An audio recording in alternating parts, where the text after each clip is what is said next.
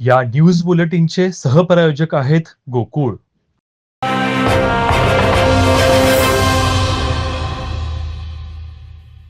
शिवसेना म्हणजे निवडणुकांची सोय नव्हे तर श्रद्धेनं जपलेलं हिंदुत्व. कोल्हापुरात भगवा पुन्हा डौलानं फडकवण्यासाठी शिवसेना पक्षप्रमुख उद्धव ठाकरे यांनी निर्धार व्यक्त केला.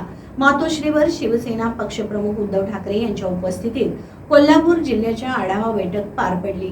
यावेळी कोल्हापूर जिल्ह्यातील पक्ष पदाधिकाऱ्यांना ठाकरे यांनी यावेळी मार्गदर्शन केलं. निवडणुकांची चाहूल लागताच हिंदुत्वाचा नारा देणाऱ्या शिवसेना पक्षप्रमुख उद्धव ठाकरे यांनी कडक शब्दात फटकारलं आहे.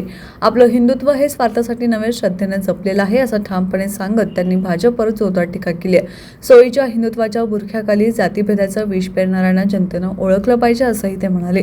आज मातोश्रीवर झालेल्या कोल्हापूर जिल्हा आढावा बैठकीत ते बोलत होते.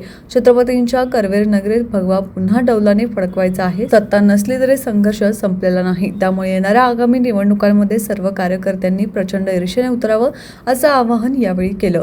या बैठकीला शिवसेना नेते विनायक राऊत, आमदार मिलिंद नार्वेकर, संपर्क प्रमुख अरुण दुधवडकर, जिल्हा प्रमुख संजय पवार, विजय देवणे, संजय चौगुले, वैभव उघळे, सुनील शिंत्रे यांच्यासह कोल्हापूर जिल्ह्यातील प्रमुख पदाधिकारी उपस्थित होते.